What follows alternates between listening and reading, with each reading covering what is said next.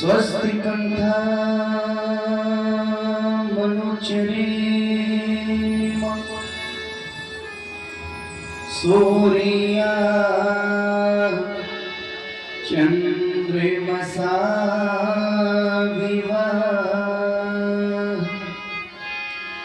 पुनर्ददिता घृता जानिता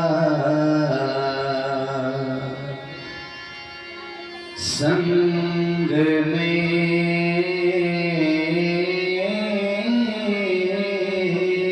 मही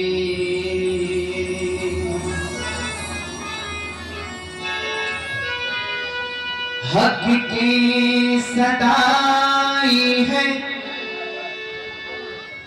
कातिल को मिटा डालेंगे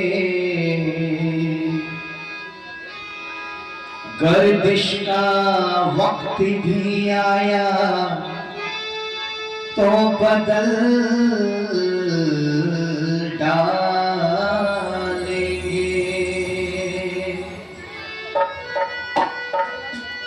हमने जिस दौर को चाहा है बदल डाला है, अब जिस दौर को चाहेंगे बदल डालेंगे।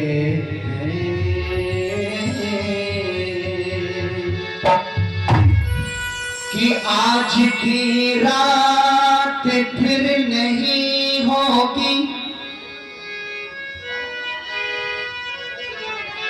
आज की रात फिर नहीं होगी, ये मुलाकात फिर नहीं होगी।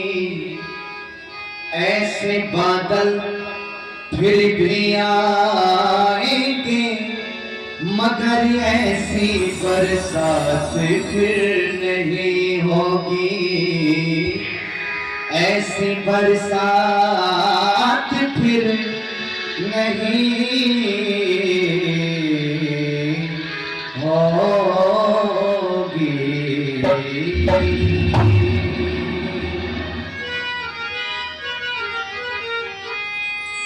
एक फरमाइश का गीत मेरे पास में आया है, विषय से संबंधित है। आइए सुनाना कुछ और चाहता था लेकिन अंतिम दिन की ये अंतिम सभा है तो निराश नहीं करेंगे। मेरे साथ में जयकारा लगाएंगे, बोले भारत माता की। आपसे ज्यादा आवाज ये मेरी माताएं बहनें की आई। ठीक है जी, आज एक कंपटीशन कराते हैं। एक जयकारा आप लगाएंगी और आप चुप रहेंगे, और जब आपका नंबर आएगा तो आप लगाएंगे।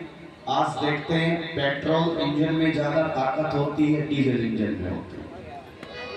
मेरी माताओं पहले आप बोलेंगे, बोले भारत माता की। भाई भाई अब आपका नंबर है और आप मेरी बिरादरी के बैठे हुए सब बेइज्जती मत करा देना भाई। बोले महर्षि ज्ञानंद की ताकत पूरी लगाएंगे। उठो घरी घरी नाद बजा दो, कि उठो घरी घरी नाद बजा दो, सोए आर्यों को फिर से जगा दो।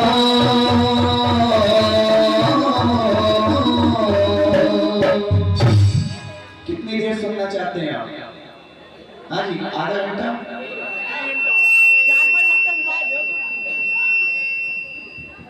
ये लोग रात में 11:30 बजे उठ करके नहीं गए थे साहब, और आज तो वैसे भी समापन है। और आपके चेहरों को देख करके लग रहा है, भैया आवाज मत दबाओ, कि आप बिल्कुल सुनने के मूड में हैं। तो आइए आज हम भी सुनाने के मूड में हैं। उठो घरी घरी नाते बजा दो, सोए आरियों को फिर से जगा दो। और मेरे साथ में बोले, जय बोलो भारत माँ की, जय बोलो भारत माँ की, जय बोलो भारत माँ की, जय बोलो भारत माँ की।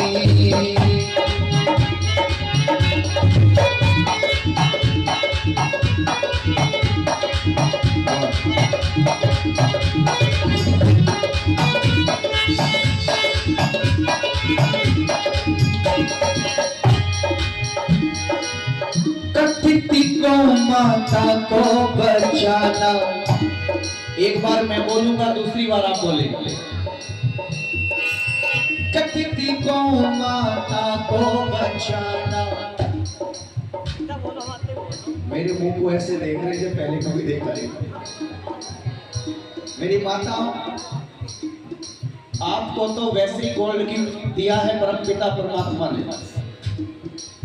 आप गाएंगी तो भी स्वर में गाएंगी, और यदि रोने का नंबर आता है तब भी आप स्वर में रोती है ना, और रोती हुई बढ़िया भी लगती हो।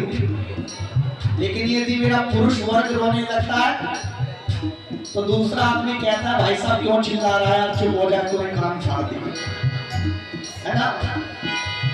कथिति को माता को बचाना, बोलो कथिति को माता को बचाना। बेटे हो तो फर्ज निभाना, बेटे हो तो फर्ज निभाना।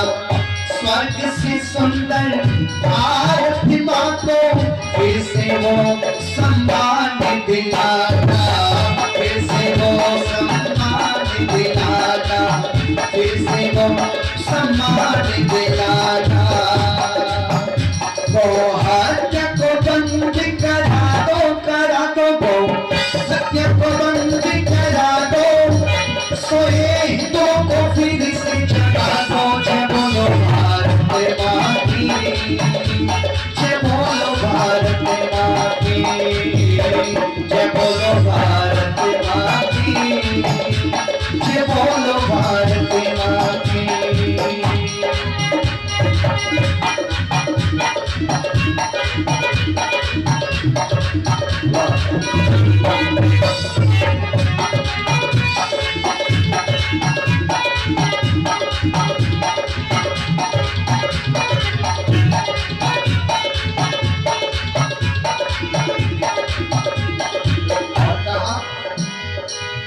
भारत माँ का कोना कोना, भारत माँ का कोना कोना, उगले मुख से सोना सोना, उगले मुख से सोना सोना।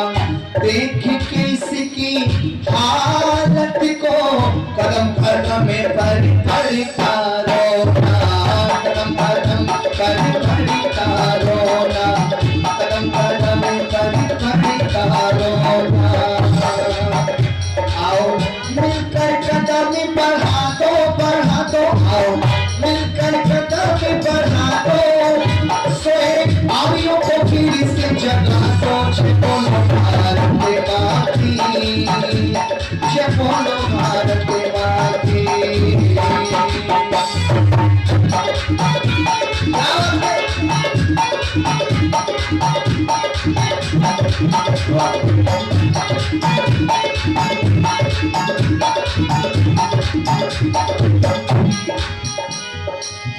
याद करो से हर एक पल को, याद करो से हर एक पल को। भगत सिंह शेखर बिस्मिल को, भगत सिंह शेखर बिस्मिल को। लक्ष्मी बाई और पदम ने महाराणा और शिवा के दिल को, महाराणा और शिवा के दिल को, महाराणा और शिवा के दिल को। वीरों की गाथा सुना दो, सुना दो, संदीप वीरों की गाथा सुना दो, सोए तुमको फिर से जगा दो। ये बोलो भारत माँ की, ये बोलो भारत माँ की, ये बोलो भारत माँ की, ये बोलो भारत माँ की, जय बोलो भारत माँ की, जय बोलो भारत माँ की, जय बोलो भारत माँ की, जय बोलो भारत माँ की, जय बोलो भारत माँ की, जय बोलो भारत माँ की, जय बोलो भारत माँ की, जय बोलो भारत माँ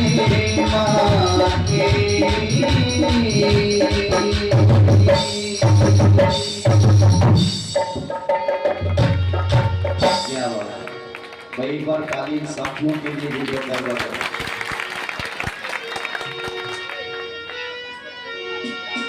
के दीवाने थे वतन के जो, उन्हें तुम याद कर लो, ये महफिल उनकी यादों में जरा आबाद कर लो। किनकी यादों में? किते गए जान, दे गए जाने अपने वतन के लिए, दे गए जाने अपने वतन के लिए। दीवाने थे वतन के जो, उन्हें तुम याद कर लो, ये महफिल उनकी यादों से जरा आबाद कर लो। दे गए जाने, दे गए जाने अपने वतन के लिए, दे गए जाने अपने वतन के लिए। दीवाने थे वतन के जो, उन्हें तुम याद कर लो।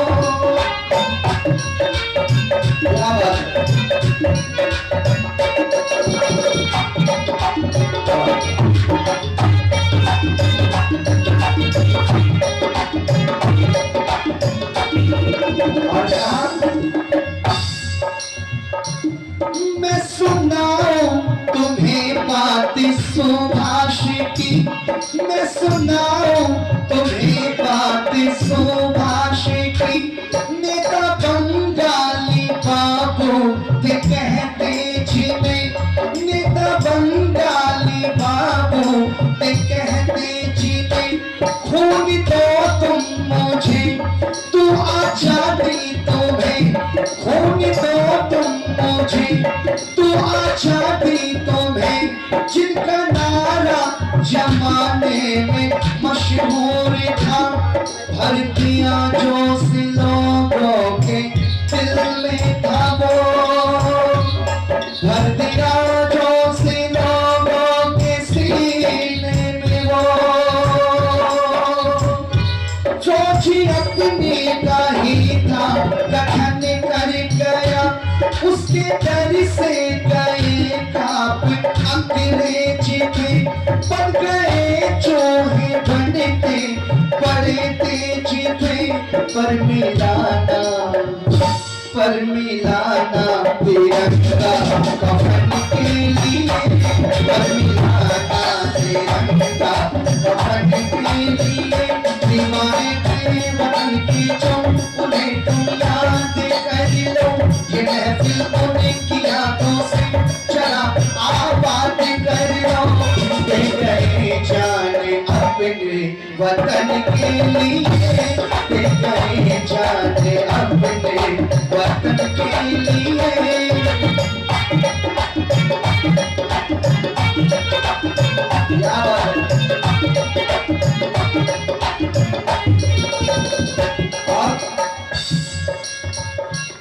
ऐसे वीरों की और बातें मुझसे सुनो, ऐसे वीरों की और बातें मुझसे सुनो। सुन के ये आंखें अश्कों से भर जाएगी, सुन के ये आंखें अश्कों से भर जाएगी। नाम फांसी का सुन के भी डर ना लगा, वो बोले ये मेरी दुल्हन है संग जाएगी। वो भगत सिंह सुखदेव हंसते हुए, वो भगत सिंह सुखदेव हंसते हुए,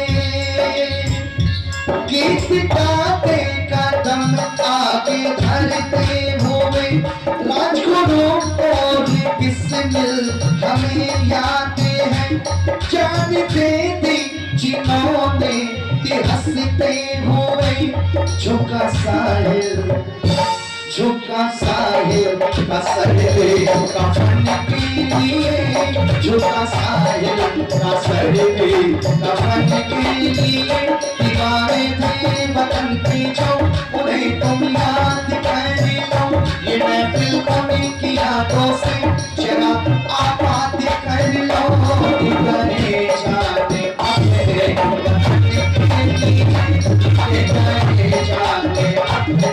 वतन के लिए, करे जाने अपने वतन के लिए, करे जाने अपने वतन के लिए, करे जाने अपने वतन के लिए, करे जाने अपने वतन के लिए, बोलो के करे जाने अपने वतन के लिए।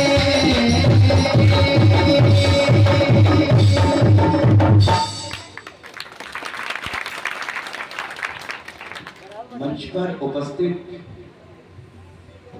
मेरे बहुत ही आदर व सम्मान के योग्य आदरणीय अध्यक्ष महोदय जी, इस कार्यक्रम की गाड़ी को बहुत ही कुशलता के साथ में लेकर के चल रहे हैं, जो शेर और शायरी के माध्यम से अपनी अलग पहचान बनाए हुए हैं। हमारे आदरणीय संचालक महोदय जी, क्या नाम है भैया का? ओम प्रकाश आर्य जी। मैं चाहूंगा एक बार उनके नाम का जोरदार ताली बजा करके आप स्वागत करें।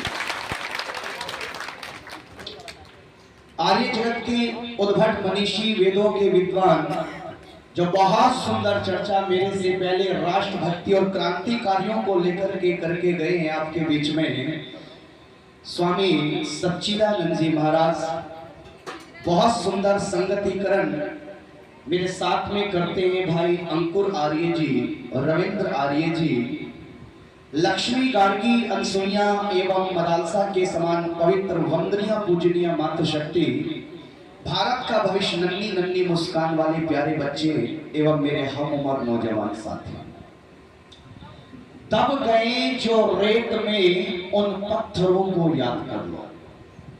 अरे दब गए जो रेत में उन पत्थरों को याद कर लो, और मर मिटे जो देश पर तुम उन नरों को याद कर लो। तुम मुझे खून दो मैं तुम्हें, अरे किसने कहा था? किसने कहा?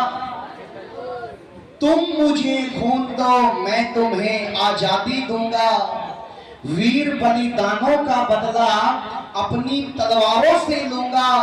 अरे बोस के उन सुमधुर प्यारे स्वरों को याद कर लो, मर मिटे जो देश पर तुम उन नरों को याद कर लो। चूड़ी वाले हाथों में तलवार पहनी साज करके, किसका नाम आ रहा है बहनों? बोलो, कैटरीना कैफ का? अरे किसका?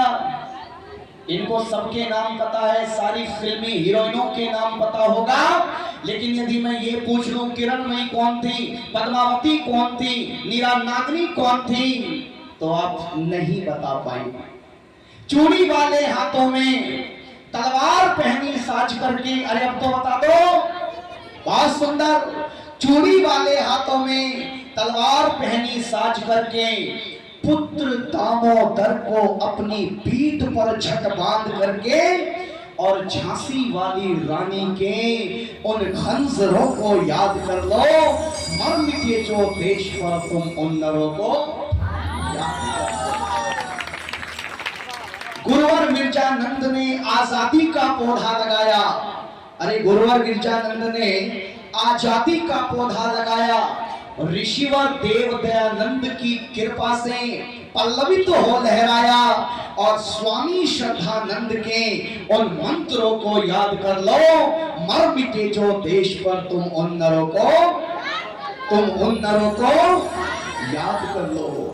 मेरे प्यारे साथियों, अभी आजादी की बात करके गए हैं स्वामी सच्चिदानंद जी महाराज, और मैंने दिन में आपसे एक वाक्य कहा था, अरे ये आजादी उन लोगों को तो बहुत बढ़िया लग सकती है जिनका जन्म 1947 के बाद में हुआ है, लेकिन कभी उन लोगों के पास में बैठ जाना जो 1947 से पहले पैदा हुए और जिन्होंने वो घातक मंजर देखा था मेरे आर्यों, बंटवारे के वक्त दो देशों की सरकारें थी। अरे थी या नहीं थी बोलो?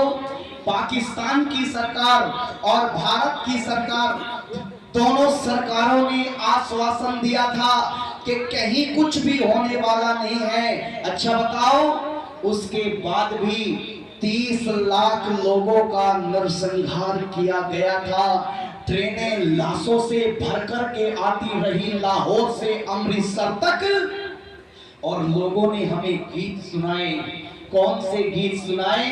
कि दे दी हमें आजादी, आगे बोल दो, बिना खड़क बिना ढाल, और साबरमती के संत तूने। कौन है जी ये साबरमती का संत? अरे कौन है बोलो? गांधी जी। अच्छा, क्या कोई देश के अंदर दूसरा गांधी आप चाहते हो क्या? अरे बोलो पीछे वालों, क्या अपने देश का दूसरा टुकड़ा करना चाहते हो क्या? जब नहीं चाहते तो उसके लिए क्या करना होगा? हमें अपनी बाजुओं को मजबूत करना होगा, हमें लाइसेंस को खरीद करके अपने घर में रखना होगा, हमें तलवारों को खरीद करके अपने घर में रखना होगा। क्यों? क्योंकि मैं अक्सर एक बात कहा करता हूं, समझदार लोग यदि समूह में हैं तो उनसे ज्यादा खतरा होने वाला नहीं है, लेकिन मूर्ख लोग यदि समूह में हो तो वो देश की बहुत बड़ी हानि कर सकते हैं मेरे आर्यों। इसलिए हमें जवाब देने के लिए मजबूत होना पड़ेगा, और ऐसा ही तो जवाब दिया था किन्होंने? उन क्रांतिकारियों ने जवाब दिया था। और कैसा जवाब दिया था? ऐसे ही नहीं आजादी मिली। मैं तो अक्सर कहा करता हूं कि एक मजबूत दीवार को यदि एक ही हथौड़े से गिरा दिया गया है, यदि एक ही चोट से गिरा दिया गया है, तो जरूरी नहीं है वो उसी हथौड़े से गिरी थी। अरे गुलामी की उस दीवार पर पहले कई चोटें लग चुकी थी, पहले कई हथौड़े लग चुके थे। अंतिम हथौड़ा जो गांधी और नेहरू ने मारा था, तो जरूरी नहीं है आजादी बोलो उन्होंने दिलाई है। उनसे पहले लाला लाजपत राय, वीर भगत सिंह, चंद्रशेखर आजाद, वीर उधम सिंह और नेताजी सुभाष चंद्र बोस जी ने उस गुलामी की दीवार पर पहले कई चोटें मारी थी, पहले कई हथौड़े मारे थे, तब कहीं जाकर के वो गुलामी की दीवार कमजोर हो पाई, और तब कहीं जाकर के बोलो हमें क्या मिली? अरे बोलो, हमें आजादी मिली। ऐसे ही नहीं कि दे दी हमें आजादी बिना खड़क बिना ढाल, साबरमती के संतों ने कर दिया कमाल। कुंवर सुखपाल आर्य मुसाफिर ने लिखा कि बलिदानियों के रक्त से जमी हो गई थी लाल, बलिदानियों के रक्त से जमी हो गई थी लाल, साबरमती के संत का इसमें कहां कमाल? अरे साबरमती के संत का इसमें कहां कमाल? और कहा दे दी हमें आजादी बिना खड़क बिना ढाल, ये इतना बड़ा झूठ है जिसकी नहीं मिसाल, ये इतना बड़ा झूठ है जिसकी नहीं मिसाल। आइए गति प्रदान करता हूं प्यारे से गीत के माध्यम से जुड़ करके रहिए।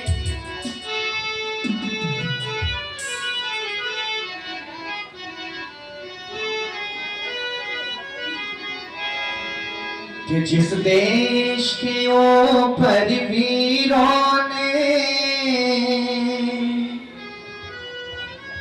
जहां अर्पित करी जवानी। वो वीर थे हिंदुस्तानी। कौन थे?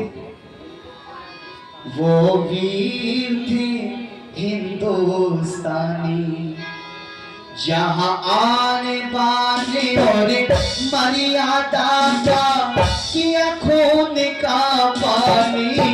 वो वीर थे हिंदुस्तानी, वो वीर थे हिंदुस्तानी, जहां आने बाने और मर्यादा का किया खून का पानी। वो वीर थे हिंदुस्तानी, वो वीर थे हिंदुस्तानी।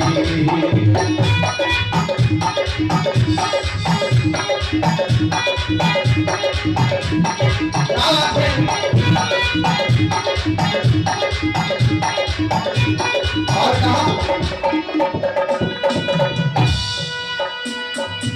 महाराणा प्रताप वीर ने घास की रोटी खाई।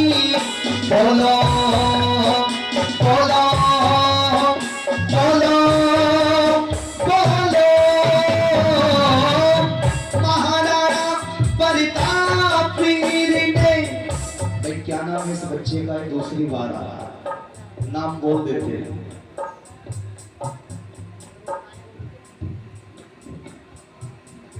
दिव्यांश नाम का बच्चा है, ये दूसरी बार आ रहा है और कुछ ना कुछ लेकर के आ रहा है। एक बार जोरदार ताली बजा करके दिव्यांश का स्वागत करेंगे। और हमारे इधर भाई साहब भी हम तीनों को 200-200 रुपए का पुरस्कार दे करके गए। एक बार जोरदार ताली बजा करके स्वागत करेंगे। महाराणा प्रताप वीर ने घास की रोटी खाई, चित्तौड़ की रक्षा की खातिर जीवन भर लड़ी लड़ाई, जीवन भर लड़ी लड़ाई। वो वीर हकीकत सिखा गया, वो वीर हकीकत सिखा गया, करती हमको कुर्बानी। वो वीर थे हिंदुस्तानी, वो वीर थे हिंदुस्तानी, जहां आन बान और मर्यादा का किया खून का पानी पानी पानी। वो वीर थे हिंदुस्तानी, वो वीर थे हिंदुस्तानी।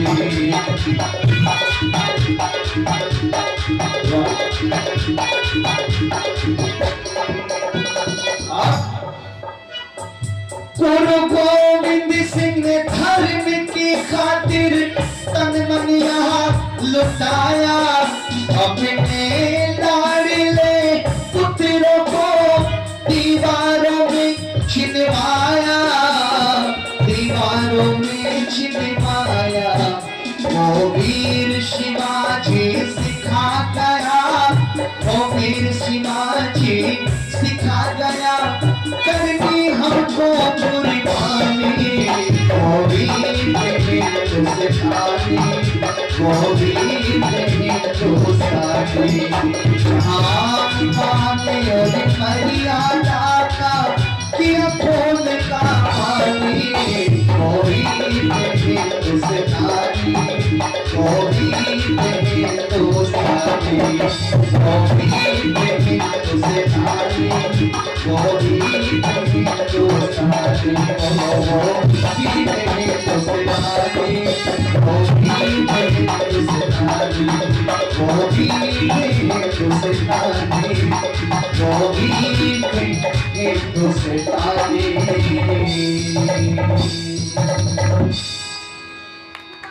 कहते हैं कि किसी भी कार्य को करने के लिए हमें सबसे पहले दृढ़ संकल्पवादी बनना पड़ता है।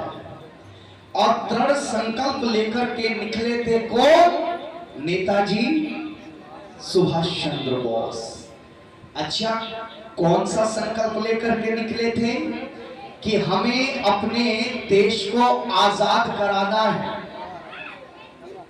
और कौन से पद को ठोकर मारी थी, कोई बताएगा मुझे? कौन से पद को ठोकर मारी? आईपीएस की जी, आईएएस, जिसको डीएम भी कहते हैं, जिसको कलेक्टर भी कहा जाता है।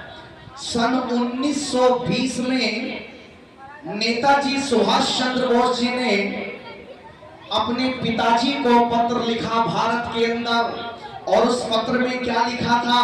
उस पत्र में लिखा था, पिताजी नमस्कार, आज मुझे बड़े दुख के साथ में कहना पड़ रहा है कि मैं जिस नौकरी की पढ़ाई करने के लिए विदेश में आया हूं, आज मैंने वो एग्जाम, वो परीक्षा पास कर ली है, उत्तीर्ण कर ली है, लेकिन मैं अफसर बनूंगा या नहीं बनूंगा ये मुझे नहीं पता, क्योंकि मैं भारत माता की सेवा और ब्रिटिश राज्य की सेवा मैं दोनों एक साथ नहीं कर सकता हूं। मुझे एक ना एक को छोड़ना पड़ेगा और जल्दी ही मुझे कोई ना कोई निर्णय लेना पड़ेगा।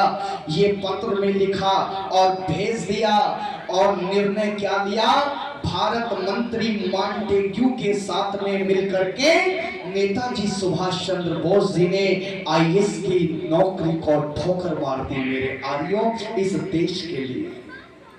और इतना ही नहीं, भारत मंत्री मॉन्टेग्यू ने नेताजी को बहुत समझाया और कहा कि ये नौकरी बार बार नहीं मिल सकती है, तुम ये इतनी बड़ी नौकरी क्यों छोड़ रहे हो? नेताजी ने कहा, अब मैं अपना निर्णय कर चुका हूं।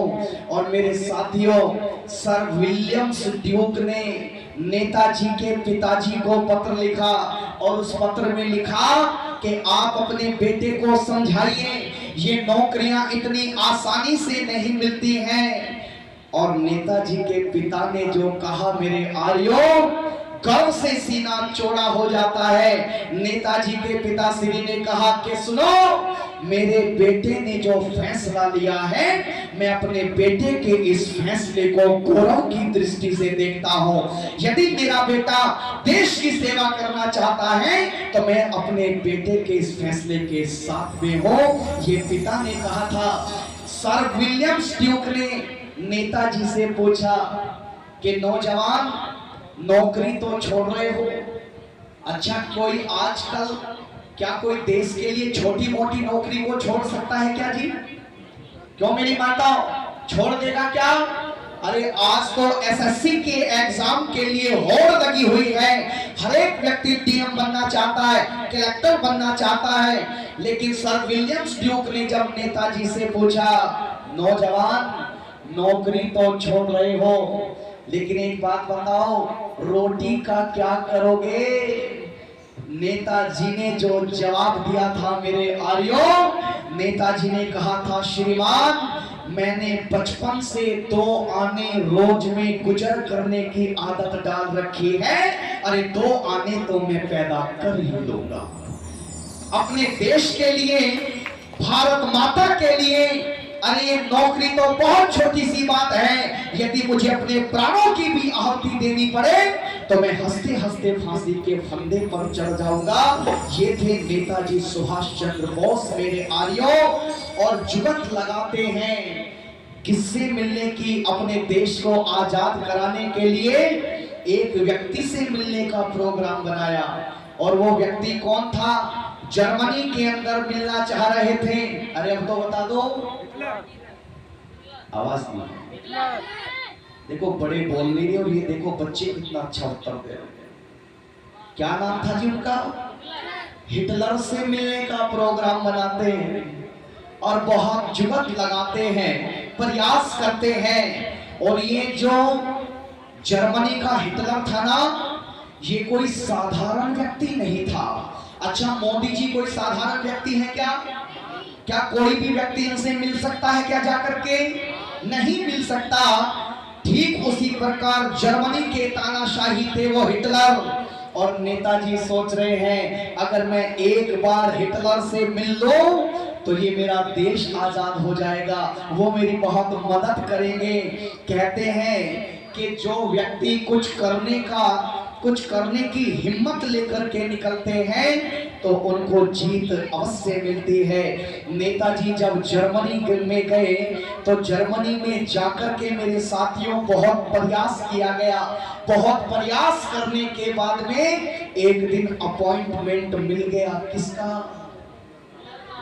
जर्मनी के तानाशाह उस हिटलर का।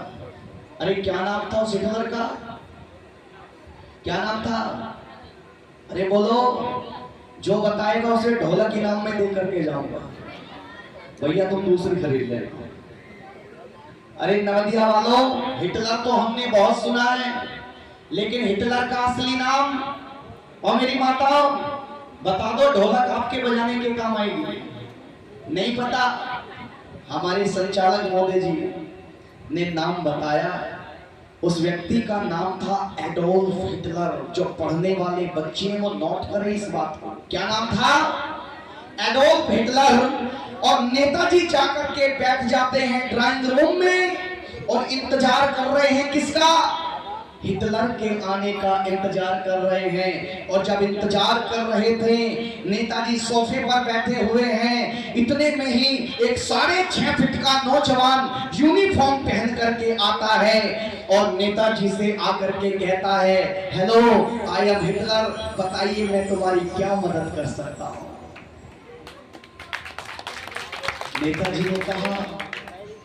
नेताजी ने कहा नमस्कार, मेरा नाम सुभाष है, मैं भारत से आया हूं और मैं आपसे नहीं, मैं हिटलर से मिलना चाहता हूं। भाई कमाल हो गया, अरे हिटलर ही तो आया है। बोले नहीं, ये हिटलर नहीं है, मैं हिटलर से मिलना चाहता हूं। वो व्यक्ति वापस चला जाता है। अब दूसरा व्यक्ति हूबहू चेहरे के साथ में आता है, वही यूनिफॉर्म, वही हाइट और कदकाठी, और आकर के नेताजी से कहता है, हेलो, आई एम हिटलर, बताइए मैं तुम्हारी क्या मदद कर सकता हूँ। नेताजी कहते हैं नमस्कार, मेरा नाम सुभाष, मैं भारत से आया हूँ और मैं आपसे नहीं, मैं हिटलर से मिलना चाहता हूँ। आप सोच रहे होंगे ये 2 बार हिटलर आ चुका और फिर भी नेताजी कह रहे हैं मैं हिटलर से मिलना चाहता हूं। तो ये माजरा क्या है? माजरा ये है, दरअसल ये जो हिटलर था, इसको अपनी मौत का बहुत डर था। और जो सबसे बड़ा आदमी होता है ना, उसको अपनी मौत का उतना ही बोलो क्या होता है? डर होता है। तो इस हिटलर ने क्या किया हुआ था, इसने अपने जैसे 3-4 हूबहू हिटलर बना रखे थे, जो बिल्कुल हिटलर जैसे दिखते थे। पूरी पृथ्वी में जो भी कार्य हुआ करता था, ये नकली डुप्लीकेट करके आ जाया करते थे और असली हिटलर अपने ऑफिस में हुआ करते थे। मेरे प्यारे सज्जनों, नेताजी ने पहचानने से इनकार कर दिया। एक व्यक्ति असली हिटलर के पास में गया, बोले सर, एक ऐसा व्यक्ति आया है जो नकली हिटलरों को पहचान लेता है। मुझे तो ऐसा लगता है अब आपको चल करके उनसे मिलना चाहिए। हिटलर आश्चर्यचकित हो गया, बोले आज तक पूरी पृथ्वी में ऐसा नहीं हुआ है कि जिसने मुझे पहचान लिया हो। ये कौन है, इसको चल करके देखना चाहिए। ओ मेरे आर्यों, प्यारे सज्जनों, असली हिटलर आता और वो असली हिटलर एकदम पास में नहीं गया। नेताजी सुभाष चंद्र बोस के दूर खड़ा है और दूर खड़ा होकर के ऐसे देख रहा है और सोच रहा है वो हिटलर ये पहचानता कैसे है, इसकी आंखों में कोई लेंस लगे हुए हैं क्या, कोई विशेष प्रकार के जो ये असली और नकली में फर्क कर रहा है। और ये विचार करते के साथ ही वो असली हिटलर मिलने के लिए गए नेताजी से। और नेताजी से जब मिलने के लिए गए तो क्या कहते हैं, बताइए क्यों मिलना चाहते हो तुम हिटलर से।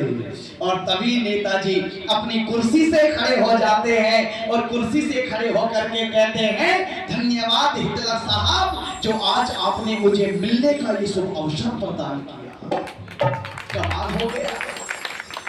हिटलर कहता है अब पहचान गया और बिल्कुल ठीक पहचाना, कोई गलती इसने मुझे पहचानने में नहीं की। हिटलर कहता है भाई साहब और बातें तो बाद में होंगी, पहले ये बताओ कि तुमने मुझे पहचाना कैसे, मुझे ये बताओ पहचाना कैसे। मेरे प्यारे आर्यो, नेताजी के कंप्यूटर की तो दात देनी पड़ेगी। कितने इंटेलिजेंट थे, कितने वैज्ञानिक थे, कितने दूरदृष्टि थे। नेताजी कहते हैं, देखो हिटलर साहब, मैं एक ऐसे देश से आया हूं जो परतंत्र है। क्या है जी? जो परतंत्र है, आजाद नहीं है। मैं आपके द्वार पर कुछ लेने के लिए आया था, कुछ याचक बनकर के लिए आया था। और आपके जो ये लोग थे ना डुप्लीकेट, ये सही बिहेवियर डिस्प्ले नहीं कर रहे थे। ये पहले ही मेरे सामने हाथ बढ़ा देते थे कि हेलो आई एम हिटलर, बस मैं उसी से समझ गया। अरे जिस हिटलर के सामने कोई बैठने की हिम्मत ना करता हो, वो हिटलर कभी भी पहले हाथ बोलो नहीं बढ़ा सकता। मैं इसी बात से समझ गया कि ये हिटलर बोलो नहीं हो सकता है। क्या गजब की बुद्धि नेताजी सुभाष चंद्र बोस की। अच्छा, इतिहास में कब का सुना रहा हूं आपके बीच में। अरे कौन से सन की बात हो रही है? नहीं पता भाई साहब। अरे कुछ तो बोलो, मुंडी मुंडी कुछ तो हिलाया करो। नहीं पता। ये बात हो रही है 1941 1942 की मेरे आर्यो। अच्छा बताओ, उस समय पढ़े लिखे लोग ज्यादा हुआ करते थे क्या? अरे जल्दी बोलो, उस समय तेजी के साथ दौड़ रहा है। नहीं हुआ करते थे। लेकिन ऐसी विपरीत परिस्थिति में Netaji Subhash Chandra Bose international alliances build करते घूम रहे थे। सोचो कितने पढ़े लिखे नेताजी सुभाष चंद्र बोस थे। नेताजी सुभाष चंद्र बोस जी से हिटलर इतने प्रभावित हुए कि उन्होंने जो 4,500 सैनिक, भारतीय सैनिक अपने यहाँ कैद कर रखे थे, वो 4,500 सैनिक किसको दे देते हैं? जल्दी बोलो।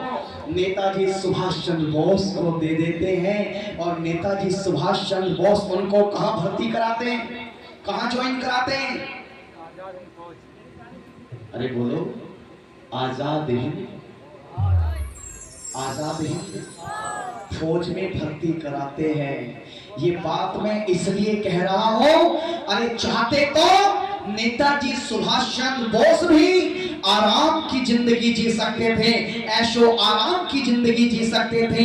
कलकत्ता कितने लोग गए? जरा वो हाथ खड़ा करके बताएं। कोलकाता एक भी नहीं, एक भी व्यक्ति कलकत्ता नहीं गया। एक व्यक्ति गए, इधर हाथ उठा रखा है। कहा भाई साहब? हाँ ऐसे उठाओ। आप गए तो सुनो मेरी माताओं, जब कलकत्ता आप जाओगे ना, तो आप एक बार नेताजी सुभाष चंद्र बोस जी की उस कोठी को जरूर देख करके आना। वो आलीशान कोठी, और उस समय वो कार भी आपको शीशे में जड़ी हुई मिलेगी, जिस कार को नेताजी सुभाष चंद्र बोस रात के 12 बजे के बाद में देश को आजाद कराने के लिए निकले थे। मैं ये बात इसलिए बोल रहा हूं, चाहते तो वो भी ऐशो आराम की जिंदगी जी सकते थे, लेकिन उन्होंने अपने घर को छोड़ दिया इस देश को आजाद कराने के लिए। अरे जेलों के अंदर रहे, हमारे क्रांतिकारी जेल के अंदर रहे, और हमारे जो नेता थे वो किसके अंदर रहे? जल्दी बोलो। वो रेल के अंदर रहे साहब। अरे मलाई किसने चाटी? देश के नेताओं ने चाटी। और फांसी के फंदे देश को आजाद कराने में किन्होंने फांसी खाई? देश के क्रांतिकारियों ने। और मेरी माताओं, आपके भाइयों ने, आपके बेटों ने, आपके पतियों ने, न जाने कितनी माताओं के सुहाग उजड़ गए इस देश को आजाद कराने में। आप ऐसे थोड़ी ना बैठी हुई थी मेरी माताओं।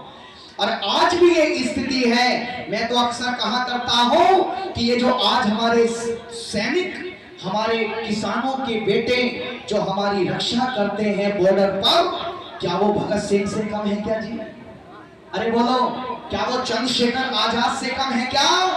वो शेर थे और शेर हैं, लेकिन आज उनकी भी क्या स्थिति एक समय में हुआ करती थी, जब सैनिकों के धड़ को अलग कर दिया जाता था।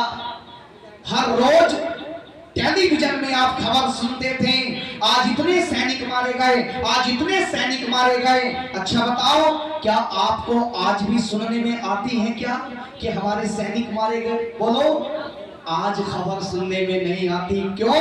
क्योंकि आज मेरा देश बदल रहा है। आज आपके एक वोट का कमाल है जो हमारी आर्मी इतनी मजबूत स्थिति में है, वरना हमारी आर्मी के पास में तो डीएमएस बूट भी नहीं हुआ करते थे, लड़ने के लिए फाइटर विमान नहीं हुआ करते थे। लेकिन एक समय वो भी था जब हमारे सैनिकों की गर्दनें अलग कर दी जाती थी और वहां की मुख्यमंत्री से पूछा जाता था कि भाई साहब इस एसी कमरे से निकलो और उन विधवाओं को सांत्वना दे करके आओ जिनके पति इस दुनिया को छोड़ करके चले गए। तो जानते हो इस उत्तर प्रदेश के हालात क्या थे, क्या हुआ करता था? नेताजी कहते हैं, सुनो मीडिया वालों, मेरे पास में उन विधवाओं को सांत्वना देने का समय नहीं है। क्यों? क्योंकि मैंने उन विधवाओं को 10 लाख रुपए का चेक काट करके भिजवा दिया है। नवदिया वालों, क्या उन सैनिकों की गर्दन की कीमत 10 लाख रुपए थी क्या? भाई नौजवान यदि हैं तो भाई दस्तक दिया करो। क्या 10 लाख रुपए उन सैनिकों की गर्दन की कीमत थी क्या? नहीं थी। आज विराट कोहली जब छक्का मारता है तो भारत सरकार उसको करोड़ों रुपए दे देती है, लेकिन जब एक सैनिक की गर्दन को उड़ाया जाता है तो उसके लिए मुख्यमंत्री ने क्या निर्धारित कर रखी है? बोलो, 10 लाख रुपए। एक कवि से रहा नहीं गया। अच्छा, मैं एक बात पूछना चाहता हूं, वहां बॉर्डर पर कौन है? क्या मंत्रियों की औलादे हैं क्या? अरे भाई जोर से बोलो। किसी प्रधानमंत्री का बेटा लड़ रहा हो क्या? किसी मुख्यमंत्री का लड़ रहा होगा? तो कौन है वहां? हमारे और आपके गरीब किसानों के बेटे, मेरी माताओं, वो शेर हमारी रात दिन रक्षा करते हैं। हम यहाँ होली मनाते हैं, दीपावली मनाते हैं, रक्षाबंधन मनाते हैं, लेकिन वो तब मनाते हैं जब आपके बेटे, आपके भाई, आपके पति AK-47 को लेकर के रात दिन हमारी सेवा करते हैं। तब यहाँ हम सुरक्षित महसूस अपने आप को करते हैं। नेताजी से कहा मीडिया वालों ने कि तुमने 10 लाख दिए उन शहीदों की विधवाओं को, यानी कीमत लौटा दी है वीर कसूती माओ को। लो मैं 20 लाख देता हूं तुम किस्मत के हेटों को।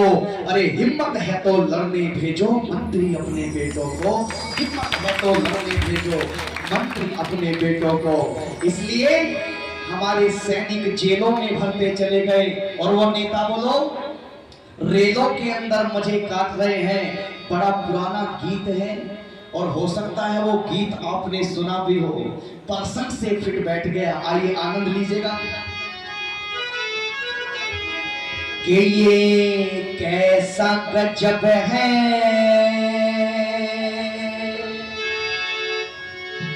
बेटा एक बार शांति से बैठ जाओ, ठीक है? अब उठना नहीं।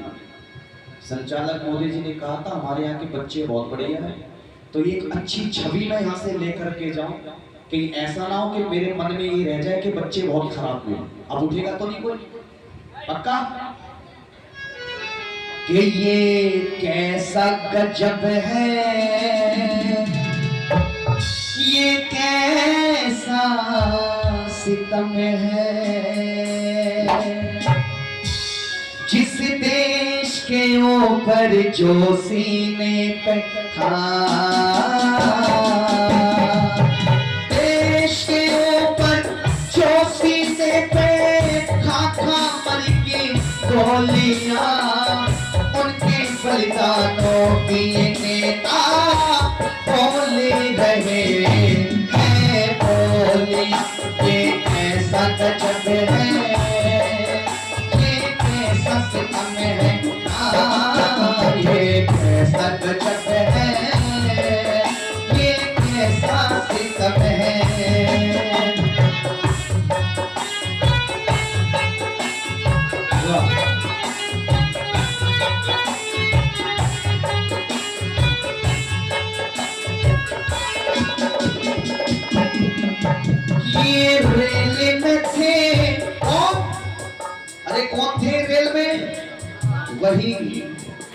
उसको 1 वोट मिली थी क्या बनने के लिए? प्रधानमंत्री बनने के लिए। और 14 वोट किसको मिली थी? बोलते नहीं, किसको मिली? सरदार वल्लभ भाई पटेल को मिली थी। इसीलिए तो मलाई चाटने का कार्यक्रम शुरू हुआ और कहते हैं अब की बार हमें बना दो, गरीबी मिटा देंगे, गरीबी मिटा देंगे। लेकिन आर्य समाज का प्रश्न ये है 70 सालों से क्या भैंस चरा रहे थे जो अभी तक तुमने गरीबी नहीं मिटाई?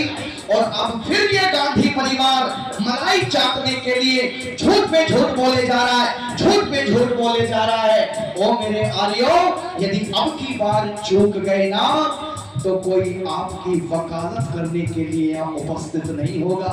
इसलिए कहा ये रेल में थे, हम जेल में थे, ये रेल में थे, हम जेल में थे, ये सेल में थे, हम तेल में थे। हो वही राज पे कब्जा करके जो अंग्रेजों की कैल में थे। हम सब धक्का पेल में थे, वही जलाए पेल में थे। वही राज्य पे कब्जा करके जो अंग्रेजों की कैल में थे। हम सब धक्का पेल में थे, वही जलाए पेल में थे। राजगुरु सुखदेव भगत सिंह हो, राजगुरु सुखदेव भगत सिंह सीने पे खाली गोलियां, उनके बलिदानों की नेता बोली रहे बोलियां। कैसा गजब है, ये कैसा सितम है।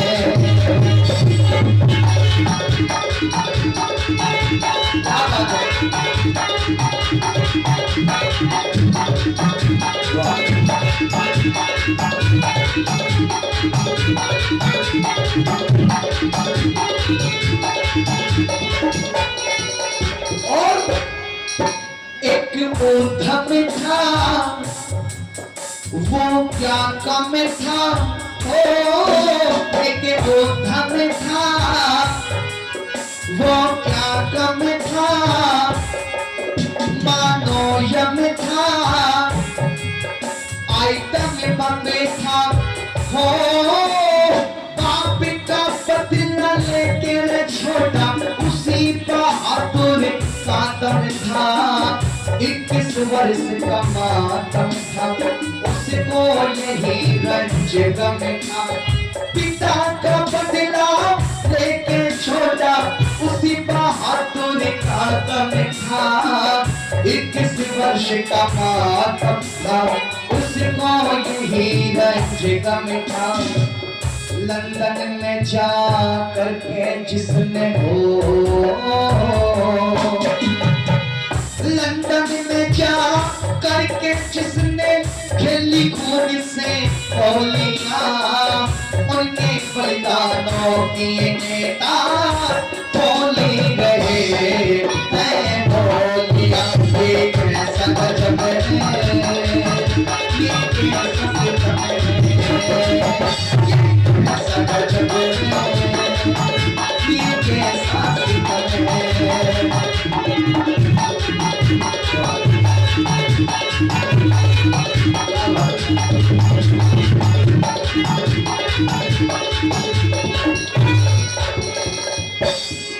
और कौन गए? अभी नींद तो नहीं आई अभी आपको? हाँ जी, 3 घंटे चला ले प्रोग्राम, कोई दिक्कत तो नहीं? मुझे लगा मैं गलत जगह फंस गया आपकी बात। नौजवान गए, कौन गए इस देश को छोड़ करके? नौजवान गए, पहलवान गए, नौजवान गए, पहलवान गए, रस खान गए, विद्वान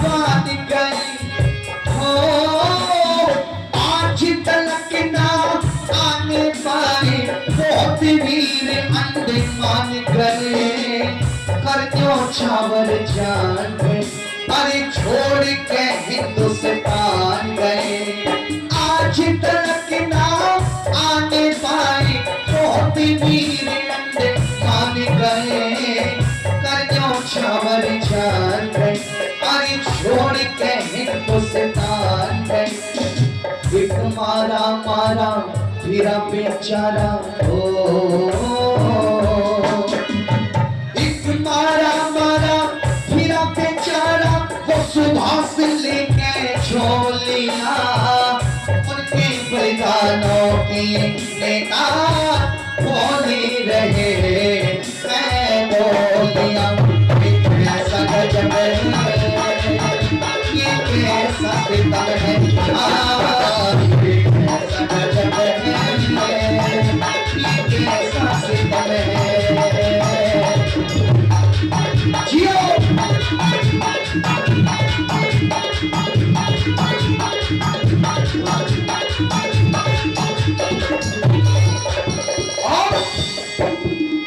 एक व्यक्ति खड़ा हो गया और कहता है, संदीप जी अब इस देश को आजाद कराने के लिए कोई भगत सिंह पैदा होने वाला नहीं है, कोई चंद्रशेखर आजाद पैदा होने वाला नहीं, कोई नेताजी सुभाष चंद्र बोस पैदा होने वाला नहीं है, कोई महर्षि दयानंद पैदा होने वाला नहीं है।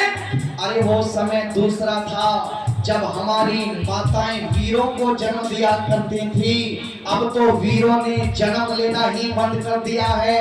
अच्छा नवदिया वालों बताओ, क्या वीर आज भी पैदा होते हैं या नहीं होते? ना ऐसे कर रहे, ना ऐसे कर रहे, अरे कुछ तो करो भाई। अरे वीर आज भी पैदा होते हैं या नहीं होते? हमारी माता जी कह रही है जी नहीं होते। आपका क्या कहना है भाई? होते हैं। अब बताओ आप, होते हैं। वीर पैदा होंगे कहां से? जब आप टिंकू मिंकू चिंकू पैदा कर रही हो तो फिर वीर कहां से पैदा होगा? अरे एक वीर पैदा हुआ है मेरी माताओं, और आप कहेंगी संदीप जी हमें पता है, आप 100 साल पुराना उदाहरण दोगे ना। 100 साल पुराना उदाहरण नहीं, 20 साल पुराना भी नहीं, 15 साल 10 साल पुराना भी नहीं, 4.5 साल पुराना उदाहरण है।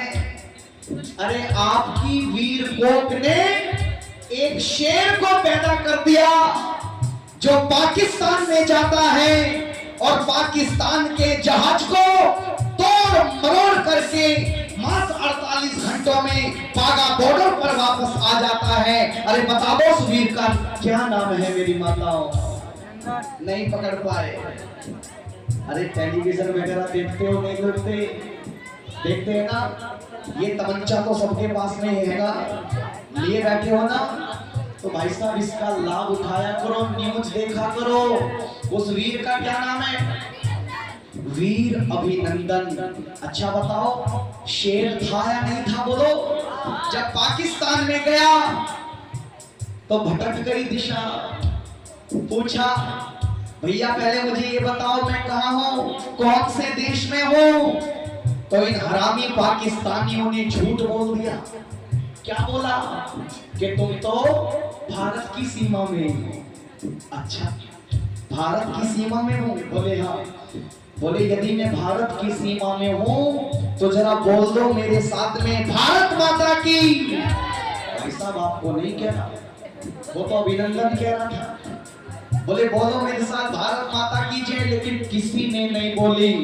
सभी को पता चल गया, अभिनंदन को पता चल गया कि अभिनंदन तो कहीं भी हो सकता है लेकिन भारत में बोलो नहीं है। और इतने में ही पाकिस्तान की सेना आती है, अभिनंदन को गिरफ्तार कर लेती है और मार पिटाई करती है, लेकिन वो डरा नहीं है। शेर आपका बेटा, आपका भाई, वो भारत माता के नारे लगाता है, वंदे मातरम के नारे लगाता है। ये देख करके सेना चीफ पाकिस्तान का कहता है अभिनंदन तुम शायद भूल रहे हो कि तुम मौत के मुंह में हो। बोले क्या मतलब? बोले तुम उस धरती पर खड़े हुए हो कि यहाँ से हेमराज वापस तो गया था लेकिन उसका सर वापस गया था। तुम उस धरती पर हो जहां सरबजीत को 24 साल तक रखा गया था, आखिर में उसका मृतक शरीर वापस गया था। तुम्हें मौत के मुंह में रह करके डर नहीं लग रहा? बोले भाई अब मुझे डर नहीं लग रहा। अरे डर लगता होगा 2014 से पहले, अब हमें डर नहीं है। क्यों?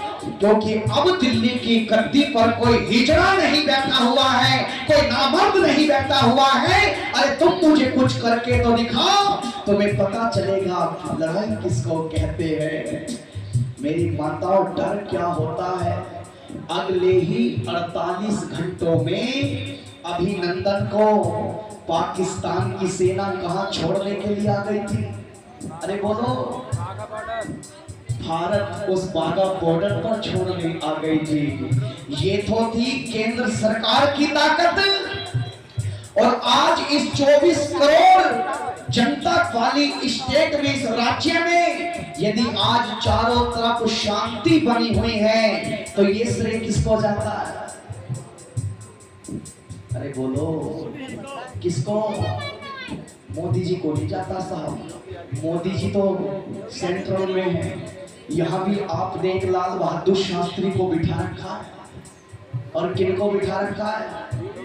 योगी आदित्यनाथ बाबा जी को साहब। और बड़े गजब का ट्रीटमेंट करते हैं, आवाज भी नहीं करने देते, ना उफ करने देते, और ट्रीटमेंट हो जाता है बड़े गजब का। मेरी माताओं, यदि कोई भी धर्मी थोड़ी सी भी आवाज निकालता है तो बोलो बुलडोजर पहुंचने में देर नहीं लगती है। जब राम मंदिर का उद्घाटन हुआ, प्राण प्रतिष्ठा का प्रोग्राम रखा गया, तो कोई गरीब व्यक्ति 2000 किलोमीटर से पैदल चल पड़ा, कोई 1500 किलोमीटर से पैदल चल पड़ा। योगी जी लाइव आते हैं और लाइव आकर के कहते हैं कि सुनो, यदि इन राम भक्तों को रास्ते में कोई भी दिक्कत हुई तो फिर तुम अपना आगा पीछा सोच लेना, मैं अपना काम बहुत ईमानदारी के साथ में करूंगा। अच्छा बताओ मेरी माता, जिस राज्य का राजा ताकतवर होता है ना, उस राज्य की प्रजा उतनी ही बोलो भय मुक्त हुआ करती है। और इसलिए मैं आपके बीच में कहना चाहूंगा, एक ऐसा तपधारी हुआ मेरे देश के अंदर जिन्होंने क्रांतिकारियों की पारसी ला दी थी। आइए, कैसा क्रांतिकारी हुआ?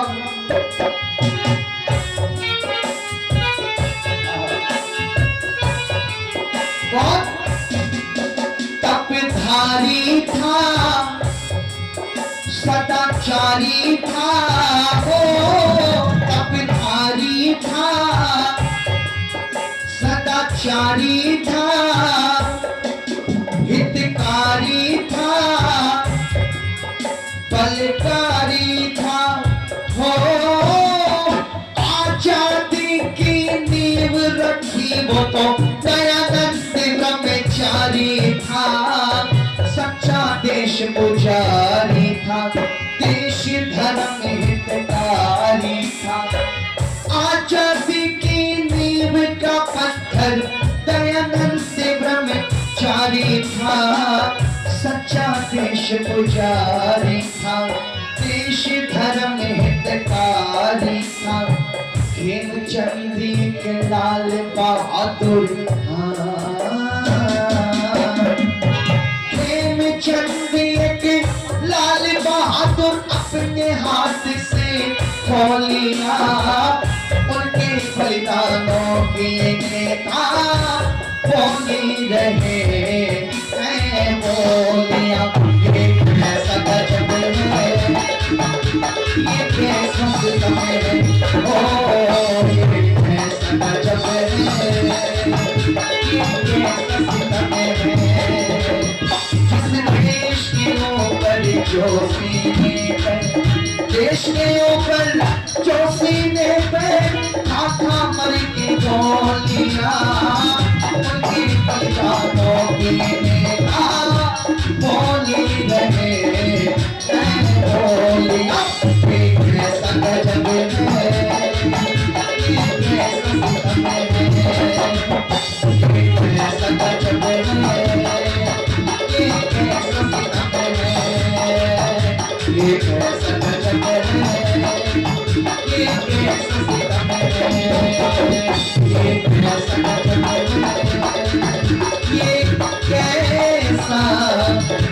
रहे हैं।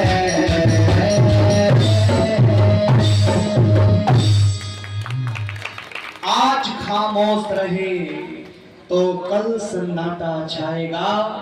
अरे आज खामोश रहे तो कल सन्नाटा छाएगा।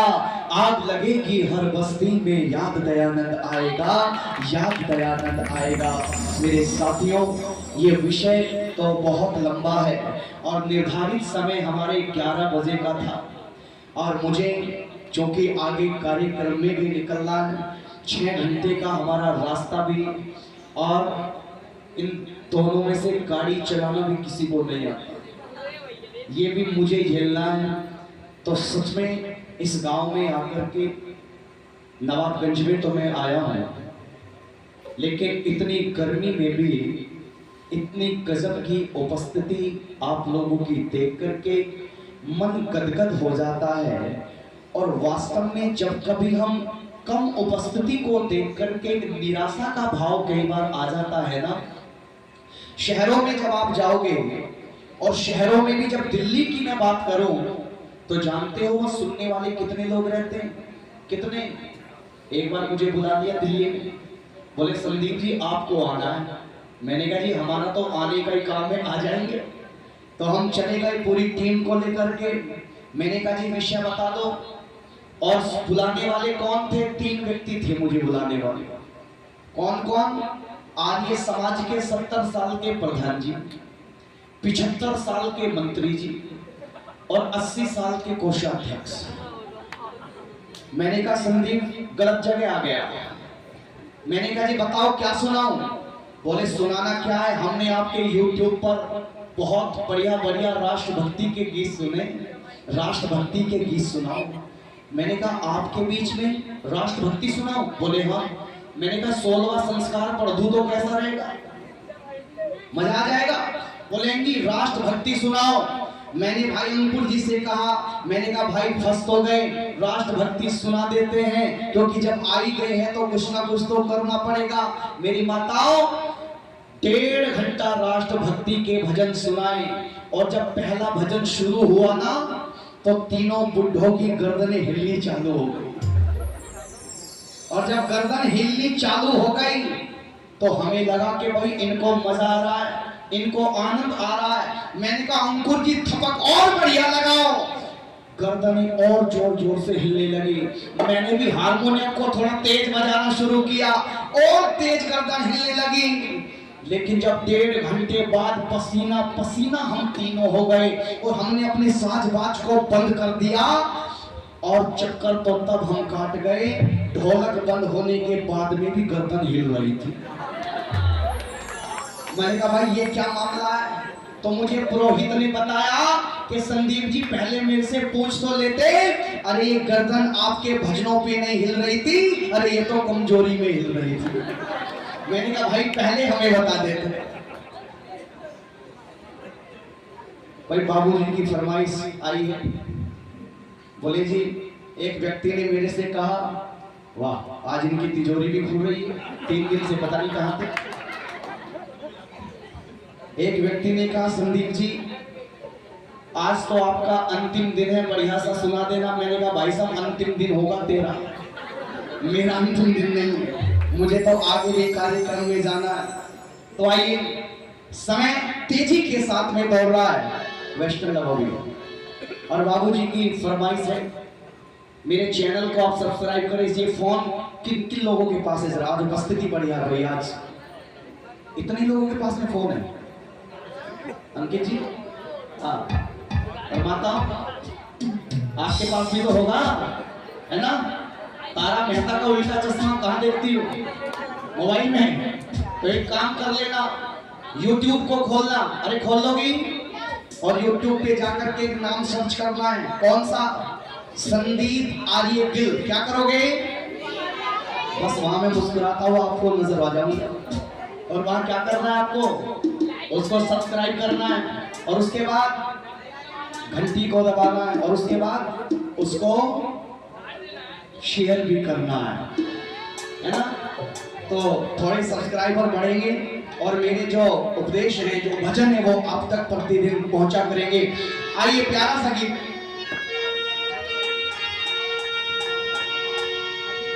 ए दुनिया की वाली तेरी महिमा निराली। भाई तालियां बजाने ढोलक के साथ मिला के, ऐसे नहीं हलवाइयों वाली नहीं, हाँ साज वाली बात। ए दुनिया के वाली तेरी महिमा निराली, ए दुनिया के वाली तेरी महिमा निराली। कोई जाने या ना जाने हम तो जान गए, अरे कोई माने या ना माने हम तो मान गए। ए दुनिया के वाली तेरी महिमा निराली, ए दुनिया के वाली तेरी महिमा निराली। कोई जाने या ना जाने हम तो जान गए, अरे कोई माने या ना माने हम तो मान गए। ए दुनिया के वाली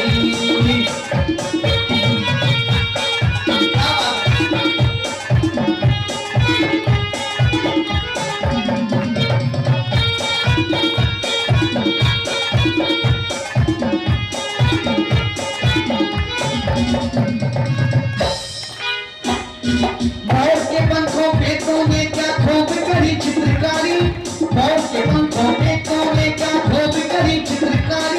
काली काली कोयल की वाणी है कितनी प्यारी, मोर के पंखों पे तूने क्या खूब करी चित्रकारी। काली काली कोयल की वाणी है कितनी प्यारी। जब गीत पपीहा गाए वो सबके मन को भाए, जब गीत पपीहा गाए वो सबके मन को भाए। कोई जाने या ना जाने हम तो जान गए, अरे कोई माने या ना माने हम तो मान गए। ए दुनिया की वाली तेरी महिमा निराली, ए दुनिया की वाली तेरी महिमा निराली। कोई जाने या ना जाने हम तो जान गए, अरे कोई माने या ना माने हम तो मान गए। ए दुनिया की वाली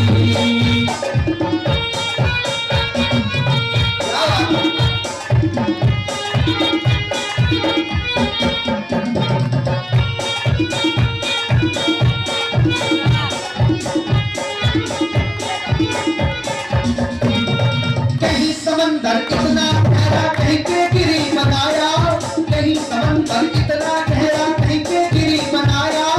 जब जब जुगनू भाई उड़ारी तुम पर बल्ब जगाया, कहीं समंदर इतना गहरा कहीं पे गिरी बनाया।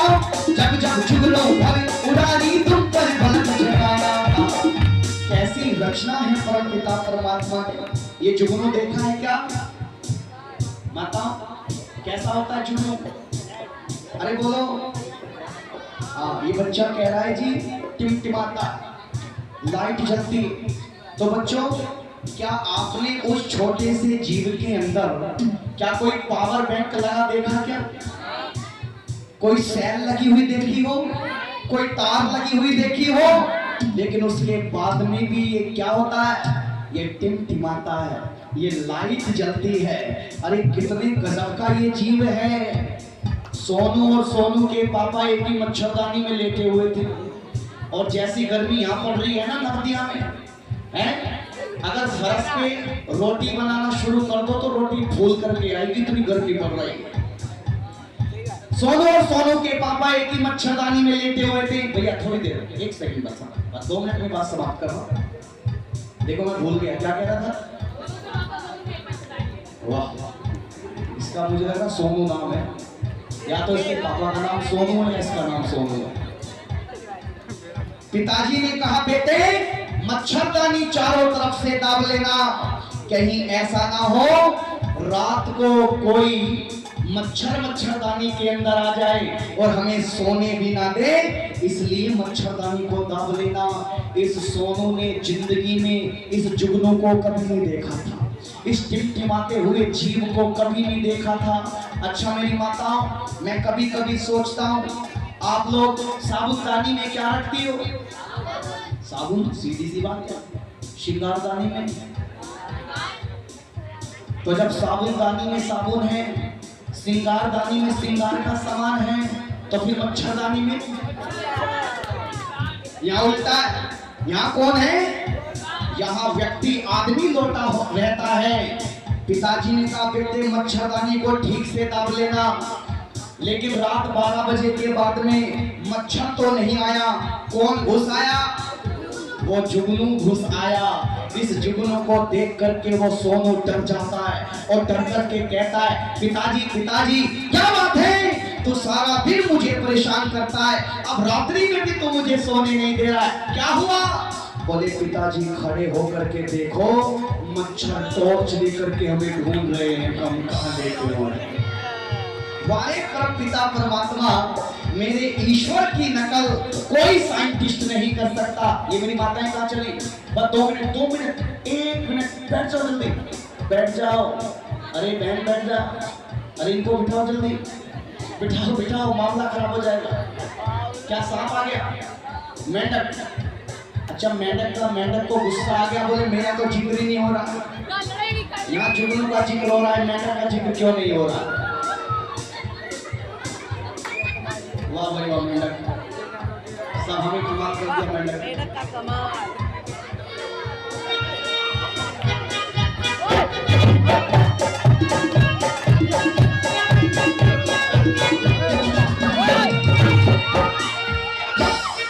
कहीं समंदर इतना गहरा सुनते गिरी बनाया, जब जब जुगनू भरे उड़ा दी तुम पर बल्ब जलाया। कहीं समंदर इतना गहरा कहते गिरी बनाया, जब जब जुगनू भरे उड़ा दी तुम पर बल्ब जलाया। कहाँ पर तार लगाया कुछ समझ ना आया, कहाँ पर तार लगाया कुछ समझ ना आया। कोई जाने या न जाने हम तो जाने गए, अरे कोई माने या ना माने हम तो मान गए। ऐ दुनिया के मालिक दीवानी मारी आली, कोई जाने या ना जाने हम तो जाने गए, अरे कोई माने या ना माने हम तो चला। कोई जाने या ना जाने हम तो जाने गए, अरे कोई माने या ना माने हम तो जाने गए, अरे कोई जाने या ना जाने हम तो जाने गए, अरे कोई माने या ना माने हम तो माने गए। बोले भारत माता की, भारत माता की, महर्षि दयानंद की, महर्षि दयानंद की, आपकी और मेरी भी। आप सभी ने मेरे विचारों को लगभग 1.5-2 घंटा ऐसे सुना है जैसे अभी अभी शुरुआत की। वही ताजगी, वही उत्साह आपके चेहरे पर मुझे देखने को मिला है। वाकई ऐसे श्रोता बहुत कम मिला करते हैं, और आज तो मैंने कमाल की चीज आपके गांव में देखी साहब, नाम नहीं लूंगा। एक व्यक्ति को मैंने देख लिया, मट्टे पे घूमने गए तो पता नहीं 2-3 गिलास में उलट उल्टी चल रही थी। मैंने कहा पता नहीं भाई ये वैज्ञानिक कौन सा पैमाना तैयार कर रहे हैं, लेकिन जब मैंने देखा तो पता नहीं कौन सी लाल परी थी वो, कौन सी महबूबा। बोले आचार्य जी वह कहना मत रात को। मैंने कहा मैं बिल्कुल नहीं कहूँगा, और कहूँगा तो कह करके निकल जाऊँगा, कल तो हमें रहना ही नहीं है। तो इसलिए मैं निवेदन कर देना चाहता हूँ, देखो हमारी जो नौजवान पीढ़ी है ना, और एक भाई साहब तो ये जो बम्बा बह रहा है ना, बम्बे में से पानी लेकर के मिला रहा भाई साहब से। ये बंद बोतल का पानी है। बुराइयों को कभी जीवन में अपनाना नहीं चाहिए, ये मीठा जहर होता है, इसे खाना बोलो नहीं चाहिए। आज थोड़े से टेस्ट को लेकर के, थोड़े से मजे को लेकर के हमारी युवा पीढ़ी गर्त में जाती जा रही है, अपनी जवानी को खत्म कर रही है, अपने बचपन को खत्म कर रही है। तो मैं निवेदन कर देना चाहता हूँ, जो मेरे नौजवान भाई इस नशे की गिरफ्त में हैं, जो सिगरेट पीते हैं, भांग पीते हैं, गुटखा खाते हैं, मैंने परसों भी आपसे कहा था ये गुटखा नहीं है, ये क्या है? अच्छा गुटके का टी निकाल दोगे तो क्या बनेगा? बताया था ना, क्या बनेगा? गूखा। अरे भाई गुटके का टी निकाल दो तो क्या बनेगा? तो आज गू सारी दुनिया खा रही है ना। इसलिए अच्छी अच्छी चीजें खाइए, अरे मिठाई खाइए, सेब खाइए, पपीते खाइए, अनेक चीजें परमपिता परमात्मा ने दे रखी हैं। आइए समय बहुत तेजी के साथ दौड़ रहा है, बस इतना कहकर के वाणी को विराम देता हूँ। चिरागों को आंखों में महफूज रख लो, हाँ जी संचालक मोदी जी बहुत शेर शायरी सुनाते हैं आप, और हमारी भी सुन। चिरागों को आंखों में महफूज रख लो, बहुत दूर तक रात ही रात होगी। नए लोग होंगे, नई बात होगी, कहीं आंसुओं की बरसात होगी, और मैं हर हाल में मुस्कुराता रहूंगा, मैं हर हाल में मुस्कुराता रहूंगा। नवदिया वालों, यदि आपकी शुभकामनाएं साथ होंगी, आपकी शुभकामनाएं साथ होंगी, इन्हीं के साथ में अपनी वाणी को विराम देता हूं। 3 दिन तक आपने बड़ी दिल लगी के साथ में हमारी बातों को सुना है, हमारे प्रवचनों को, भजनों को सुना है। कभी भविष्य में फिर आना हुआ तो फिर से मुलाकात होगी। आप सभी का हृदय की गहराई से बहुत बहुत धन्यवाद। इति ओम सम आगे।